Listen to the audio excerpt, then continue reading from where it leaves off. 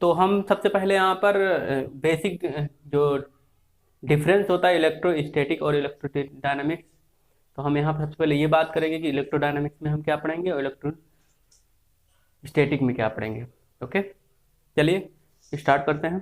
तो सबसे पहले हम बात करते हैं इलेक्ट्रोमैग्नेटिज। इलेक्ट्रोमैग्नेटिज, ओके, ये बेसिकली दो पार्ट में डिवाइड रहता है, इलेक्ट्रोस्टैटिक एंड इलेक्ट्रोमैग्नेटिक। इलेक्ट्रोस्टैटिक मतलब क्या है कि इलेक्ट्रॉन या चार्ज इज एट रेस्ट। मतलब क्या है, इलेक्ट्रोस्टैटिक में हम अध्ययन करेंगे चार्ज जो है वो रुका हुआ है, ठीक है। इलेक्ट्रोमैग्नेटिक तो किसी भी बॉडी में जो मैग्नेटिक प्रॉपर्टी आती है वो क्यों आती है, वो इसलिए आती है जब चार्ज मूव करता है। ओके, तो भाई इलेक्ट्रोमैग्नेटिक चार्ज इज मूविंग, ठीक है ना, चार्ज इज मूविंग। एक बार क्वेश्चन पूछ लिया गया था, क्या पूछा गया कि इलेक्ट्रोमैग्नेटिक कब होता है, या इलेक्ट्रोडायनामिक्स, इसे हम इलेक्ट्रोडायनामिक, तो इसमें पूछ लिया था कि चुंबकीय क्षेत्र जो होता है वो कब उत्पन्न होता है। तो कब होता है, जब charge is moving, charge is moving, जब चार्ज मूव करेगा तभी उसमें मैग्नेटिक प्रॉपर्टी आ सकती है, नहीं तो सिर्फ इलेक्ट्रिक प्रॉपर्टी ही रहेगी। जैसे अगर हम कहें चार्ज इज रेस्ट, तो यहाँ पे होगा electric field. Electric field generate करता है जब चार्ज एट रेस्ट में होगा। ओके, मैग्नेटिक मतलब मैग्नेटिक फील्ड, मैग्नेटिक फील्ड कब जनरेट होगा, जब चार्ज मूव कर रहा होगा, ठीक है ना। जब चार्ज मूव कर रहा होगा तो magnetic property plus electric property दोनों होता है, दोनों होता है इलेक्ट्रिक फील्ड, ठीक ना। इसमें ओनली इलेक्ट्रिक फील्ड होता है, इसमें इलेक्ट्रिक और मैग्नेटिक फील्ड दोनों ही जनरेट होते हैं। ओके, इतनी सी बात समझ में आई। अच्छा, अब इसको हम सब पार्ट में डिवाइड करते हैं, हम पढ़ेंगे क्या। तो इसमें हम पढ़ेंगे charge, okay, Coulomb law, Coulomb's law, Gauss theorem, number 4 capacitor, capacitor. Okay, electrostatic में हम बेसिकली स्टडी करेंगे charge, Coulomb's law, Gauss theorem, capacitor. Okay, electrodynamic में देखिए current, Biot Savart law, Biot Savart law, magnetic, magnetic, electromagnetic induction, electromagnetic induction. Okay, दोनों part को अच्छी तरीके से समझ लिया। अब हम यहाँ से इलेक्ट्रोस्टैटिक स्टार्ट करते हैं और आगे फर्दर इसको बढ़ाएंगे कि क्या चार्ज होता है, क्या कूलॉम्स लॉ होता है, गॉस थ्योरम क्या होती है और कैपेसिटर्स क्या होते हैं। ओके, चलिए आगे बढ़ते हैं।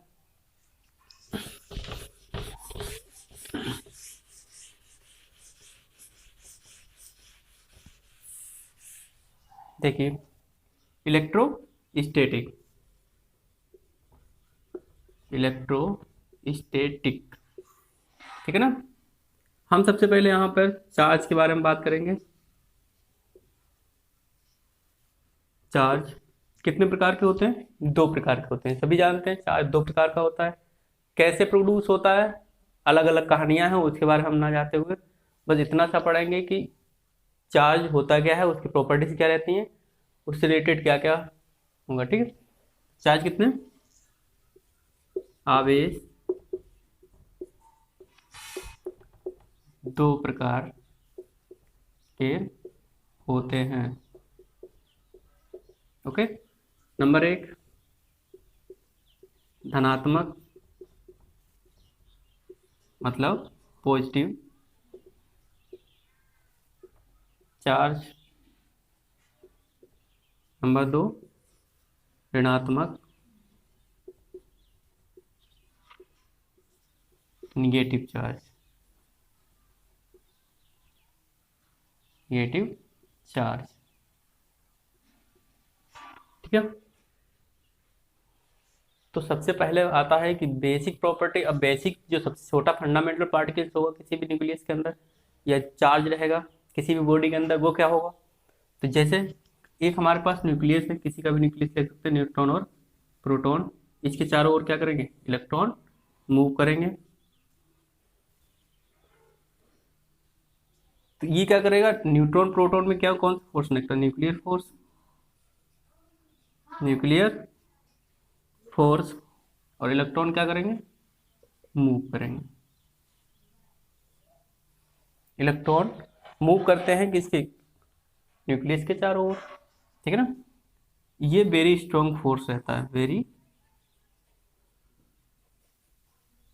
Strong force. अगर आपसे कोई पूछते कि सबसे स्ट्रॉन्ग फोर्स बताइए, तो वो कौन सा फोर्स होगा, न्यूक्लियस फोर्स होगा।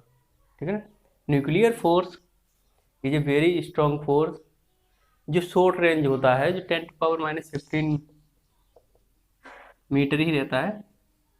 ठीक है ना। ये क्या रहेगा, वेरी स्ट्रॉन्ग फोर्स रहेगा। अब प्लस और माइनस। नंबर एक, प्लस और माइनस, माइनस और प्लस दोनों क्या रहेंगे, अट्रैक्ट करेंगे। अट्रैक्ट मतलब क्या होता है, अट्रैक्ट मतलब आकर्षित। आकर्षित, या हम कह सकते हैं इनमें प्यार रहेगा। Okay. Plus minus, minus plus मतलब अपोजिट जो चार्ज होंगे वो क्या करेंगे, अट्रैक्ट करेंगे। ठीक है। माइनस माइनस प्लस प्लस ये क्या करेंगे, रिपल्सन होता है, रिपल्सिव फोर्स। मतलब क्या करेंगे, प्रतिकर्षित करेंगे। ठीक है।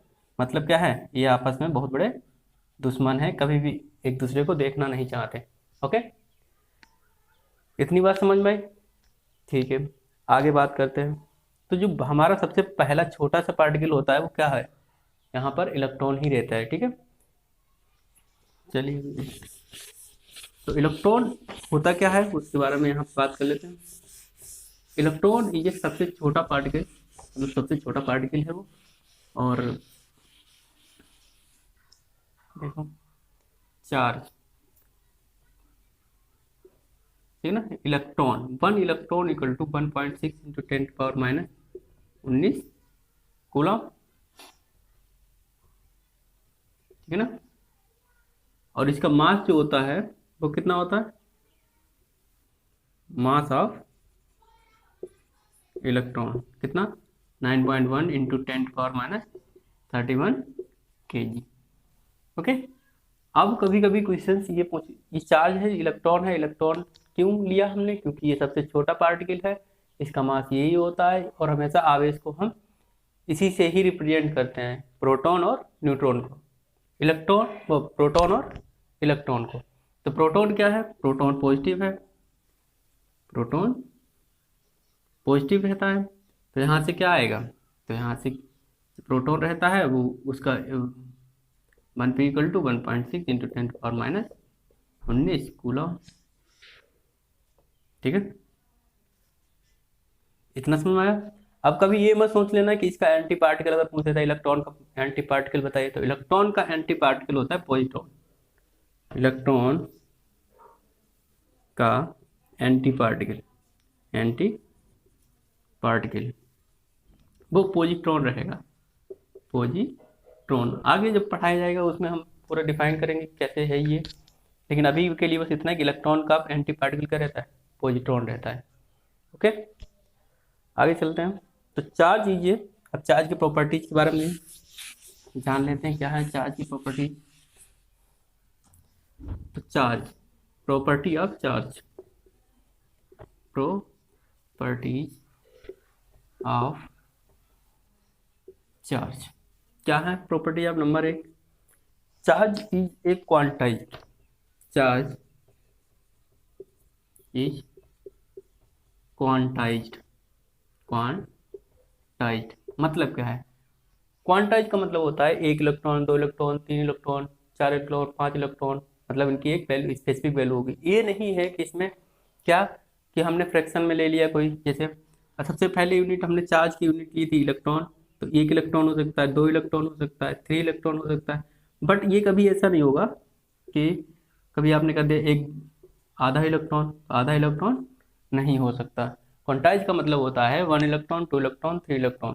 तो यहाँ से हम ये भी लिख सकते हैं, किसी कोई बॉडी है इसके, माना इसके ऊपर जो आवेश है वो क्या है, क्यू है, और इसके अंदर जो नंबर ऑफ इलेक्ट्रॉन है वो हम एन है, और जो ई, ठीक है, इलेक्ट्रॉन ये रहा, ठीक। तो इस बॉडी को हम इस तरीके से रिप्रेजेंट कर सकते हैं, क्यू बराबर plus minus n e. Okay, तो यहाँ से हम लिख सकते हैं क्यू बराबर plus minus n e. Okay, आगे इसको हम सॉल्व करें क्वेश्चन को।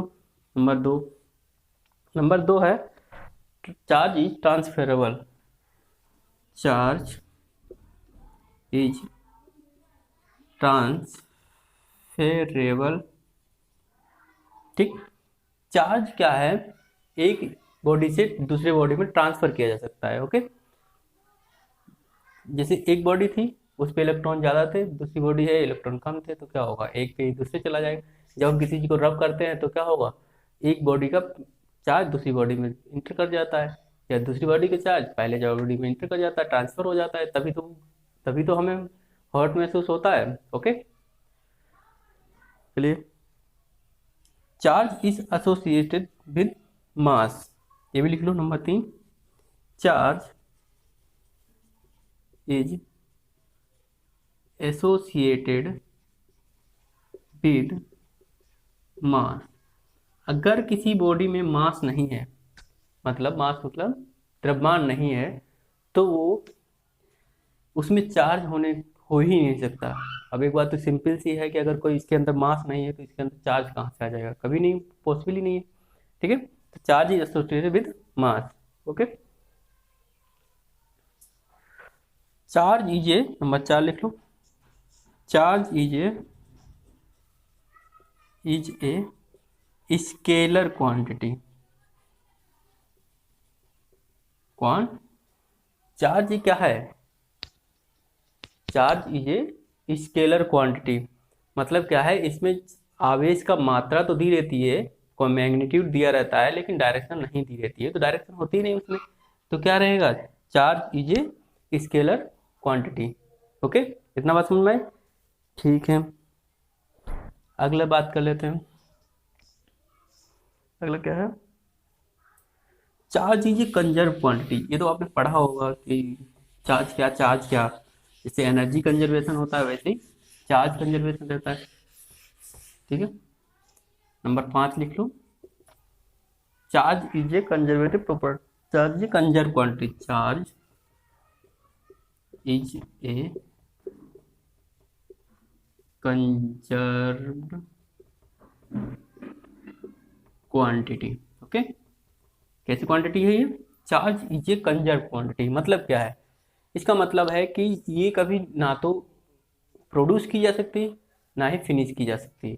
ओके, इसको ना ही उत्पन्न किया जा सकता है, ना ही खत्म किया जा सकता है, बस इसको एक बॉडी से, वन बॉडी से अदर बॉडी में ट्रांसफर किया जा सकता है, जो कि पहली प्रॉपर्टी थी कि जो चार्ज है वो ट्रांसफर होता है, ना कि उसको कभी हम फिनिश नहीं कर सकते चार्ज को। ओके, ये तो हो गए चार्ज के बारे में बात। ओके, थोड़ा सा फंडामेंटल और जान लेते हैं कि चार्ज, जैसे हमारा इलेक्ट्रॉन है, तो हमने अभी बताया इलेक्ट्रॉन क्या है, इलेक्ट्रॉन फंडामेंटल पार्टिकल है, अगर बेसिक फंडामेंटल पार्टिकल की बात करें, ये 12th स्टैंडर्ड की बात करें, 12th स्टैंडर्ड, ठीक ना, 12th स्टैंडर्ड पे अगर हम बात करें तो फंडामेंटल पार्टिकल जो रहेंगे, फंडामेंटल पार्टिकल्स, ठीक ना, वो क्या रहेंगे, इलेक्ट्रॉन, प्रोटॉन और न्यूट्रॉन। ये क्या है, किसी भी बेसिक जो भी बॉडी है, जो भी पार्टिकल है, उसकी बेसिक जो पार्टिकल रहेंगे, वो बेसिक प्रॉपर्टी क्या क्या रहेंगे, इलेक्ट्रॉन, प्रोटॉन, न्यूट्रॉन। जो भी अणु या मॉलिक्यूल बना हुआ है वो किससे बना हुआ है, इलेक्ट्रॉन, प्रोटॉन, न्यूट्रॉन, ठीक है ना। ये सबसे छोटी इकाई होती है किसी भी मॉलिक्यूल, किसी भी बॉडी की, किसी कोई भी चीज़ है उसकी सबसे छोटी इकाई क्या रहेगी, इलेक्ट्रॉन, प्रोटॉन, न्यूट्रॉन। बस अगर हम यहाँ पे अगर हाइयर लेवल का देखें, हाइयर स्टैंडर्ड, स्टैंडर्ड, ओके, तो क्या है, हायर स्टैंडर्ड में हम फंडामेंटल पार्टिकल को सब पार्टिकल में डिवाइड करते हैं, फंडामेंटल पार्टिकल। तो ये किसमें, क्वार्क्स में डिवाइड हो जाएंगे, क्वार्क्स। जैसे कि अभी हमने बताया कि ये क्या रहते हैं, हमेशा कैसे रहते हैं, क्वांटाइज रहते हैं। क्वांटाइज का मतलब होता है एक इलेक्ट्रॉन, दो इलेक्ट्रॉन, तीन इलेक्ट्रॉन, या दो प्रोटॉन, एक प्रोटॉन, ठीक है ना। लेकिन क्वार्क्स क्या है, क्वार्क इनको फ्रैक्शन में भी लिखा जा सकता है। और ये फंडामेंटल पार्टिकल्स हैं, इसमें गोलवांस, इलेक्ट्रॉन्स, अदर अदर बहुत सारे पार्टिकल्स इसके, मतलब जो इलेक्ट्रॉन, प्रोटॉन, न्यूट्रॉन है, इसके अंदर भी कई पार्टिकल्स रहते हैं, ठीक है।